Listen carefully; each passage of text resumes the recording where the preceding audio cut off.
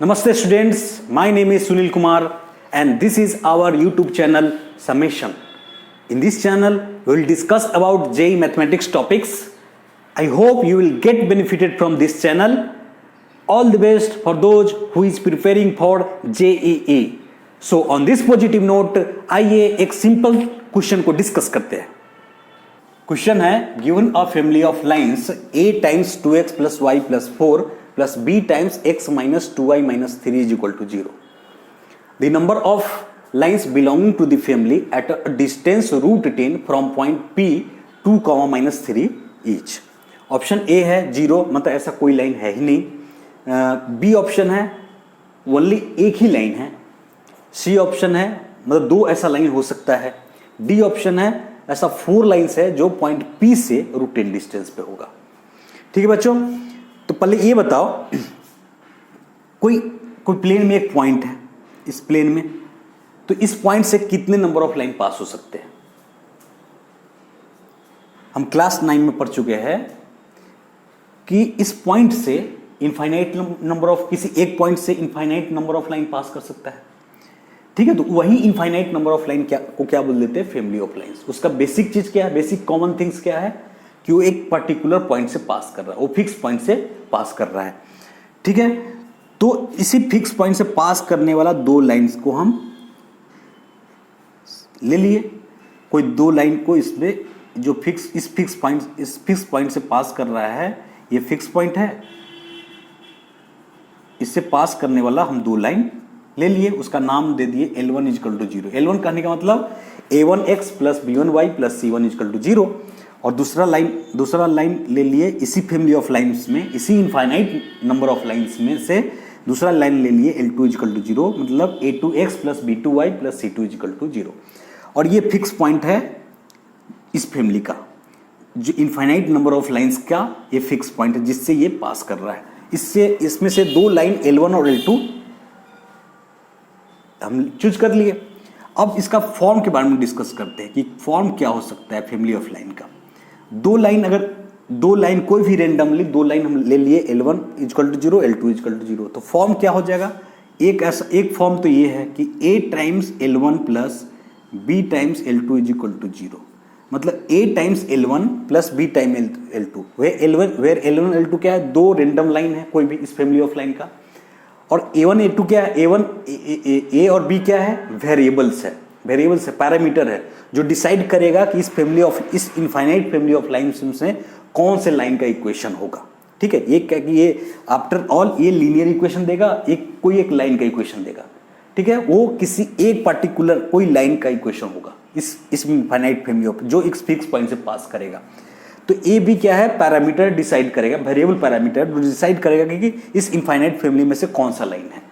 ठीक है, और दूसरा फॉर्म क्या है कि इसमें दो वेरिएबल दिख रहा है ना, एक्चुअली में ये एक ही वेरिएबल है. एक वेरिएबल कैसे है? अब देखो, राइट हैंड साइड में 0 है, इसको हम डिवाइड कर देंगे, इस इक्वेशन बोथ साइड a से डिवाइड कर देंगे, तो मेरा क्या होगा? मेरा क्या बचेगा इसमें? ये L1 प्लस, ये क्या बचेगा? L1 प्लस b बाई ये आएगा, सेकेंड L2 का कोफिशिएंट, जो उसको हम अनदर वेरिएबल मान लेंगे lambda L2 equal to 0, means L1 plus lambda L2 equal to 0. यहाँ पे लेमडा क्या है? वेरिएबल पैरामीटर है, जो डिसाइड करेगा कि इस फैमिली ऑफ लाइंस में से किस लाइन का इक्वेशन होगा. ठीक है, यहाँ पे मेन जो जानने वाली बात है कि L1 और L2 जो पॉइंट लाइन है, ये कैसा लाइन होगा? इंटरसेक्टिंग लाइन होगा. इसका मतलब कि इसका पॉइंट ऑफ इंटरसेक्शन जो होगा वो फिक्स पॉइंट होगा, जिसपे ये फैमिली डिपेंड कर रहा है. इस फैमिली ऑफ लाइन में सबसे इंपॉर्टेंट थिंग्स क्या है कि ये फिक्स पॉइंट की सारे लाइन इस फिक्स पॉइंट से पास करेंगे. तो मुझे इनडायरेक्टली ये क्या बता रहा है? ये लाइन का इक्वेशन देखकर, ये फैमिली ऑफ लाइंस का इक्वेशन देख के ये क्या बता रहा है? ये बता रहा है कि ये फिक्स पॉइंट से पास करने वाली लाइन का कोऑर्डिनेट मैं दे रहा हूं. जिस फिक्स पॉइंट से पास कर रहा है उस फिक्स पॉइंट से पास करने वाला का कोऑर्डिनेट मैं दे रहा हूं. ठीक है, अब कोऑर्डिनेट कैसे निकलेगा? L1 और L2 दो लाइंस है, इसको साइमल्टेनियसली सॉल्व कर लेंगे तो मेरा x और y का वैल्यू निकल जाएगा, वही मेरा इसका कोऑर्डिनेट हो गया. लेट ये पॉइंट क्या है? Q पॉइंट आया. ठीक है, अब इस क्वेश्चन में एक और चीज है, जो डिस्टेंस पी पॉइंट से किसी लाइन का डिस्टेंस, उसका थोड़ा सा देख लेते हैं, शॉर्ट ब्रीफ देख लेते हैं कि कोई लाइन है एल इक्वल टू 0, कोई पॉइंट है पी, किसी पॉइंट का किसी लाइन से डिस्टेंस का क्या मतलब है, तो हमेशा किसी पॉइंट का किसी लाइन से डिस्टेंस का मतलब परपेंडिकुलर डिस्टेंस, ये वाला डिस्टेंस होगा, ठीक है ना, ये वाला डिस्टेंस मतलब परपेंडिकुलर डिस्टेंस, किसी पॉइंट से किसी लाइन का डिस्टेंस क्या होता है, परपेंडिकुलर डिस्टेंस। ये बात भी समझ गए। अब आते हैं इसके सॉल्यूशन पे, कितने नंबर ऑफ लाइन होगा, और वो किस पे डिपेंड कर रहा है, डिस्टेंस पे। तो डिस्टेंस पी से लाइन का डिस्टेंस से क्या रिलेशन है, तो वो कैसे डिसाइड करेंगे। तो एक चीज बनता है कि केस, एक ये चीज है, केस फर्स्ट में हम ये ऐसा देख सकते हैं कि अगर सॉल्व करने के बाद क्यू पॉइंट का कोऑर्डिनेट, पी पॉइंट का कोऑर्डिनेट कोइंसाइड कर जा रहा है, पी एन क्यू कोइंसाइड कर जाएगा, तो उस केस में क्या होगा, कोइंसाइड कर जाएगा तो डिस्टेंस जितने भी लाइंस है उसका डिस्टेंस पी से कितना हो जाएगा, जितना भी लाइन होगा इस फैमिली में उसका डिस्टेंस अगर पी एन क्यू कोइंसाइड कर गया तो क्या डिस्टेंस रह जाएगा, 0, क्योंकि वो पी लाई ही कर गया, अब पी ही क्यू बन गया, ठीक है, क्यू ही पी बन गया। इसका मतलब कि ये हर पॉइंट पे लाई कर रहा है, तो लाई कर रहा है तो इसका मतलब डिस्टेंस कितना हो गया, एवरी लाइंस में, इस इनफाइनाइट फैमिली में से एवरी लाइन से पी का डिस्टेंस कितना हो गया, 0 हो गया। तो 0 हो गया, तो यहां तो बोल रहा है कि 10√10 डिस्टेंस पे कितने नंबर ऑफ लाइंस होगा, तो यहां तो मेरा डिस्टेंस इस केस में 0 हो गया, तो इस केस में मेरा ऑप्शन क्या हो गया, एक भी ऐसा लाइन नहीं होगा, तो ऑप्शन ए मेरा करेक्ट हो जाएगा इस केस में, ठीक है। ऑप्शन केस 2, दूसरा केस क्या होगा, ठीक है, अब मेरा जो पी पॉइंट आया वो डिस्टिंक्ट आया, क्यू अलग आया, पी अलग है, P and Q are distinct point है, P and Q are distinct points है।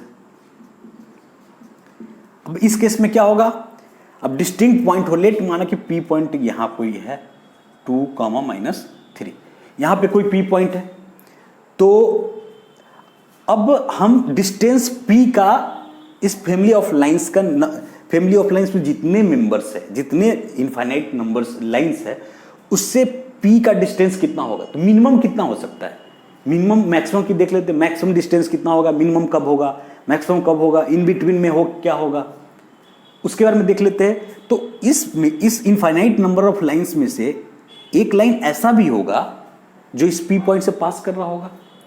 तो हम जानते हैं कि 2 पॉइंट से from 2 points there is only one line can be drawn।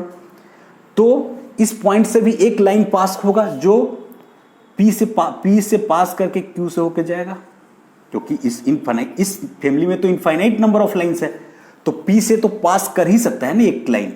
तो उस केस में P से उस लाइन का डिस्टेंस कितना रह जाएगा, 0, क्योंकि अब उसी लाइन पे P लाई कर रहा है। तो एक ऐसा लाइन होगा, तो ऐसे कितने नंबर ऑफ लाइन होंगे जो 0 डिस्टेंस देगा, अगर P और Q क्या है, डिस्टिंक्ट है ना, डिस्टिंक्ट है, तो उस केस में एक ऐसा लाइन होगा जो P से होकर पास करेगा, उस लाइन का डिस्टेंस P से कितना हो जाएगा, 0 होगा। तो मिनिमम डिस्टेंस क्या हो जाएगा, मिनिमम क्या हो सकता है इस फैमिली में, एक लाइन ऐसा होगा जिसके साथ P मिनिमम डिस्टेंस पे रखता है, वो लाइन क्या होगा जो पास करेगा उस पॉइंट से, P पॉइंट से। तो उस केस में क्या हो जाएगा, मेरे मिनिमम डिस्टेंस दे देगा। मैक्सिमम कब होगा, इसके बारे में सोचते हैं। मैक्सिमम डिस्टेंस कब होगा, जो P पॉइंट से मैक्सिमम डिस्टेंस कब होगा, जब ये जो PQ ही परपेंडिकुलर बन जाए, यही लेंथ मेरा परपेंडिकुलर बन जाए, तो मेरा क्या होगा, तो ये कब होगा, जब ये लाइन एक ऐसा लाइन जिससे ये परपेंडिकुलर होगा, जो Q से तो सारे लाइन पास कर ही रहे हैं, तो उस केस में मेरा अगर परपेंडिकुलर हो जाए तो ये इस डिस्टेंस को क्या बोलेंगे, मैक्सिमम डिस्टेंस। तो उस केस में भी मेरा क्या हो जाएगा, एक ही लाइन होगा, एक ही ऐसा लाइन होगा जो P से मैक्सिमम डिस्टेंस पे होगा। मिनिमम डिस्टेंस पे भी क्या होगा, जो P से मिनिमम डिस्टेंस में भी क्या था, P से भी एक ही लाइन था जो P से पास कर रहा था, वो 0 डिस्टेंस दे रहा था। मैक्सिमम डिस्टेंस में भी क्या होगा, एक ही ऐसा लाइन है जो मैक्सिमम डिस्टेंस पे है, जो PQ उसका परपेंडिकुलर डिस्टेंस ही PQ बन गया। तो ऐसा कौन सा लाइन, एक ही लाइन हो सकता है, तो वो ऐसा लाइन एक ए बन गया। तो मैक्सिमम डिस्टेंस कितना हो सकता है, पी क्यू इस फैमिली ऑफ लाइन का बता रहे हैं, सारे इनफाइनाइट नंबर्स है ना, उसमें मैक्सिमम डिस्टेंस एक ही एक लाइन होगा जिससे मैक्सिमम डिस्टेंस देगा, और मिनिमम भी एक ही डिस्टेंस देगा, एक ही लाइन देगा, मिनिमम डिस्टेंस पे एक ही लाइन देगा। अब इन बिटवीन जीरो से लेके पी क्यू लेंथ तक, जीरो इसमें एक लाइन ऐसा था जीरो जो इससे पास कर रहा है, अब इसके बीच का जो डिस्टेंस होगा, जीरो से लेके डिस्टेंस पी क्यू तक जो भी डिस्टेंस होगा, उस केस में क्या होगा, लेट माना कि अब कोई लाइन है ऐसा कुछ, ऐसा कोई लाइन है, इसका डिस्टेंस इससे कितना हो जाएगा, इसका डिस्टेंस पी एम, ये वाला डिस्टेंस होगा, ये वाला डिस्टेंस हो गया, तो इतना ही डिस्टेंस का एक और लाइन इधर सिमेट्री के कारण हम ऐसा बन सकता, ऐसा लाइन हो सकता है जो इतना ही डिस्टेंस पे होगा। तो इसका मतलब अगर पी जीरो से पी क्यू के बीच में कोई डिस्टेंस होगा तो उस केस में मेरा दो लाइन ऐसा पॉसिबल है जो डिस्टेंस इक्वल देगा, ठीक है ना। तो अगर ये डिस्टेंस √10 डिस्टेंस पी क्यू से लेस होगा, ये डिस्टेंस पी क्यू से लेस होगा, तो ऐसा दो लाइन पॉसिबल है। तो मैं यहां बोल सकता हूं फर्स्ट कि अगर पी क्यू क्या हो जाएगा, P Q is equal to √10 होगा, तो मेरा कितना ऑप्शन हो जाएगा, एक ही ऑप्शन होगा, एक ही लाइन ऐसा होगा, तो बी ऑप्शन करेक्ट हो जाएगा। अगर सेकेंड ये चीज बोल सकता हूं कि पी क्यू लेस देन होगा, पी क्यू ग्रेटर होगा √10 के, तो हम क्या बोलेंगे, सी ऑप्शन। ऐसा दो लाइन पॉसिबल है, एक ये वाला और एक ये वाला पॉसिबल है, ठीक है। अगर तीसरा चीज भी बोल सकते हैं कि अगर distance P Q less than √10 है, पी क्यू लेस देन √10 है, मतलब ऐसा ये मैक्सिमम डिस्टेंस से भी ज्यादा वो दे दिया है, तो ऐसा लाइन तो पॉसिबल ही नहीं है ना, कोई पॉसिबल ही नहीं होगा, कोई ऐसा कोई इस फैमिली में ऐसा कोई लाइन ही नहीं जो पी क्यू डिस्टेंस से ज्यादा, पी से डिस्टेंस इस लेंथ से ज्यादा डिस्टेंस दे, ठीक है। तो इस केस में मेरा क्या नंबर ऑफ लाइंस क्या हो जाएगा, ये, मतलब कोई भी ऐसा लाइन ही नहीं है, तो जीरो हो जाएगा। तो इस तरीके से हम क्या करेंगे, तो इन सब को देखने से पता चला क्या, इससे क्या पता चला कि इसका आंसर किस पे डिपेंड है, पॉइंट कोऑर्डिनेट क्यू से, मतलब पॉइंट ऑफ इंटरसेक्शन से, फिक्स पॉइंट से, और ये कोऑर्डिनेट कहां से आएगा, इसके साइमल्टेनियस सॉल्यूशन से, L1 और L2 के साइमल्टेनियस सॉल्व करने से आएगा। अब जब ये पॉइंट आ गया तो पी क्यू का लेंथ भी निकल जाएगा, क्योंकि पी का कोऑर्डिनेट गिवन है, क्यू का कोऑर्डिनेट फाइंड कर लिए, तो पी क्यू का लेंथ निकल जाएगा डिस्टेंस फॉर्मूला से। और उसके बाद ये गिवन है कि इस पॉइंट से √10 डिस्टेंस पे कितने नंबर ऑफ लाइन है, वो कैसे डिसाइड करेंगे, इस तरीके से। अगर पी क्यू कोइंसाइड हो गया तो बोलेंगे कोई लाइन नहीं है, अगर पी क्यू डिस्टिंक्ट है तो बोलेंगे कि ये अगर इक्वल हो गया तो एक ही लाइन पॉसिबल है, जो ये वाला लाइन, अगर इक्वल हो गया तो, अगर ग्रेटर हो गया, पी क्यू ग्रेटर है, मतलब जो ये लाइन गिवन, ये जो डिस्टेंस दिया है पी क्यू से लेंथ से छोटा है, तो हम बोलेंगे कि ऐसा दो लाइन पॉसिबल है, एक ये वाला जो पी से इक्वल डिस्टेंस पे होगा, ठीक है। अगर पी क्यू लेस है √10 से, जो ये दे रखा है कि इतना डिस्टेंस है, अब मैक्सिमम डिस्टेंस से भी ग्रेटर है वो, तो मैक्सिमम डिस्टेंस से ग्रेटर तो ऐसा कोई लाइन ही नहीं होगा, तो उस केस में कोई भी लाइन ऐसा नहीं होगा, जीरो लाइन होगा, तो ये आंसर हो जाएगा। तो इस क्वेश्चन का सॉल्यूशन डिपेंड कर रहा है कोऑर्डिनेट पॉइंट, इस coordinate of Q and length of P Q, ठीक है। तो I hope you understand this question very well.